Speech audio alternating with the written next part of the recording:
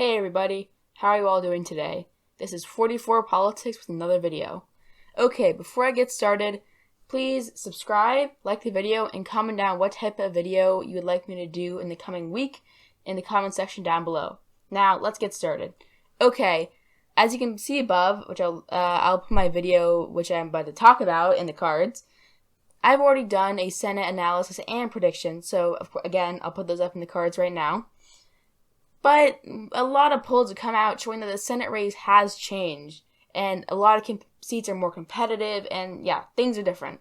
So I'm doing a redone version, updated version. So yeah, I hope you all enjoy. So as you can see, most of the swing-ish states are currently marked as toss-up or not filled in, because that's kind of how I view them. As you can see, there are 15. So yeah, 15 Senate races that we'll go through and discuss. Let's get started. Okay, so I'm going to go to Alabama, where we see, first of all, that Tommy Tuberville is doing a very, very good job in the polls against Doug Jones. And that's to be expected. It's a very Republican state, and Doug Jones' win was honestly a fluke. It was not like anything special. He would just happen to be in the right place at the right time, honestly. He happened to be running against a child molester, and that's how he won, honestly. So I write that one as safe, because the latest poll shows 18% up for Tuberville. Okay, Alaska. 1%. It's Republican Alaska, like always called for Republicans, but it's 1%. Next one is even, but 13.5, and then this is not with the, this one is Forrest Dunbar, not Al Gross. So as you can see, it's closer than it should be. I'm going to rate that one as lean, because the latest poll is 1%. So yeah, lean for that one, for lean Republican. So Arizona. Mark Kelly ahead by 9, 4, 9, 12, 8, 1, 5, 9. It's like a phone number. It's crazy. I think that one, Mark Kelly's doing very well. Martha McSally's not. And I think Joe Biden is doing well there too. And if you see my presidential prediction videos, Joe Biden is probably gonna win there. So yeah, I'll put that as lean Democratic. Next one up should be Colorado. John Hickenlooper ahead by 7, 10, 5, 9, 9, all above 5%. I'm going to put that one as likely because I just don't think Cory Gardner can win. And John Hickenlooper, a popular former governor in a Democratic state that hates Trump, against a Republican senator who loves Trump with low approval ratings, is not a recipe for Republicans in that state. So that one's another one for the Democrats. Georgia, probably the state that will decide the balance of the Senate, or at least how much seats each one has. You see Ralph Warnock against Doug Collins, 5%, 10% with Kelly Loeffler, and ahead by 13% in the Jungle poll, and ahead by 8% in another B+ rated poll. We all see Jon Ossoff ahead by +2 and +1. While he's losing in other polls, he's still close, and a lot of them are in the margin of error. We see Ralph Warnock again ahead by 4. Jon Ossoff and Dara Perdue tied, and Ralph Warnock tied for second place in this poll. As you can see, the newest polls seem to be favoring the Democrats, and if you look at the presidential polls, I'm pretty sure Biden is doing very well there too. As you can see, he's now ahead by 0.4%, which might mean a new updated presidential analysis video, so expect that soon, and make sure you subscribe so you can see that. He's been ahead in the latest 3 polls, even, he's doing well there. That's fair to say. I think he's doing well there. And I think that, I won't characterize North Carolina yet. Yeah, back to Joe Biden. I think he's doing well there. And that could be Democratic state.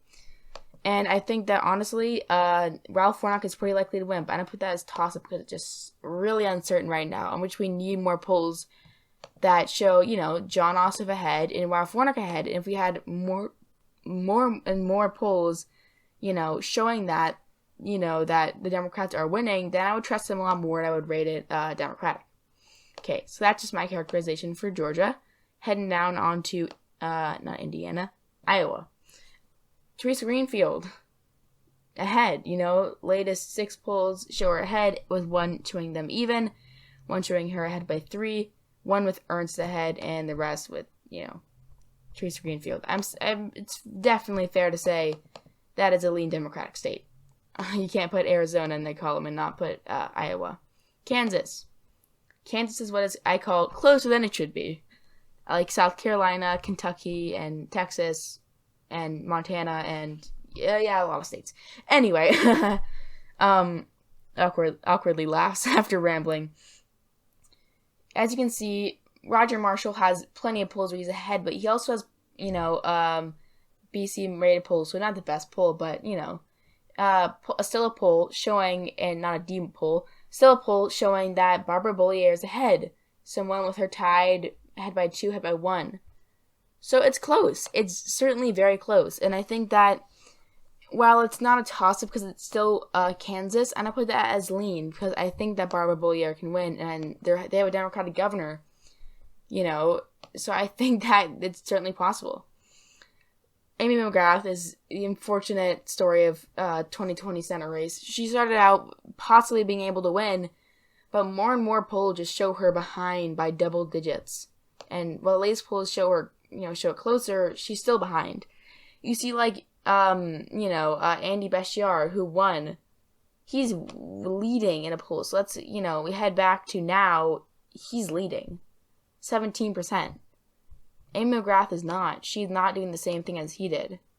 So I don't think rate that one as likely Republican due to the 7% polls. Yeah, that's unfortunate I have to say. Mitch McConnell is been proven to not be a very good Senate Majority Leader. He blocks bills. He, is just not very good. But that's just your opinion. That's just my opinion. You guys definitely probably have different opinions than me. I might be wrong. You might be right. We'll see. Sarah Gideon is ahead, and I'm sorry, I forget names a lot. Suzanne Collins has not won a poll since July still, so it's fair to say that she's probably not going to win. So I'm going to put that as lean Democratic.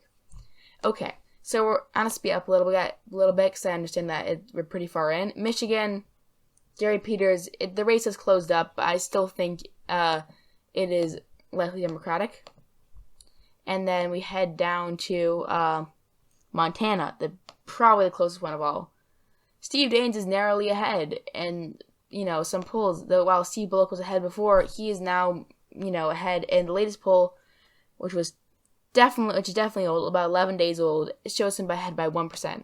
So it's on the margin of error. So I'm gonna put that one as pure toss-up. Okay, and what other states do we have here? Let's see. North Carolina, Cal Cunningham is definitively ahead. I don't think Tom Tillis has won a poll in September, August. Oh my gosh, it's getting farther and farther back, July. It's funny how the races that seem to be not nearly as close. Yeah, he hasn't won one since June. Have more polls than ones like Montana and in Kentucky and South Carolina, ones that are very close. Okay, Democratic, I'm putting that as lean. Because it's still North Carolina and it's still a swing state, Okay, let's go. Oklahoma does not have one. South Carolina.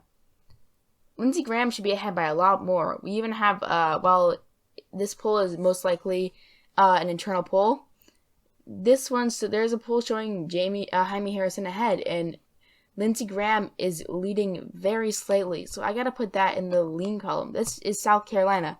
It shouldn't be like this. It shouldn't be, but it is. I mean, that's a very interesting thing to see. And then we head promptly down to, Texas and have the Democrats' hopes for Senate seat there dashed. But that is likely. MJ Hagar is not doing well, and I think that she might have a chance, but she's not Beto O'Rourke, and John Cornyn is not Ted Cruz. I don't think she can pull this one out, unfortunately. Okay, final map shows Democrats at 51, Republicans at 56, and 3 pure toss-up. How I think it's going to go? Tilt for Georgia. John Ossoff will narrowly win, and Ralph Warnock will win and, lean. And I think that Montana so far is showing that it will be a tilt state for the Republicans, but I do think that Siebel can win, and more polls will hopefully show him winning. That would be good for the Democrats, and if Republicans, they're probably going to want to see more of the same. I know the Republicans have had a massive ad push for Steve Daines. That's probably helping. Okay, well, that's all, everybody. Please feel free to subscribe so more people can see my content, like the video, and tell me what type of video you'd like to see soon in the comment section down below. Goodbye.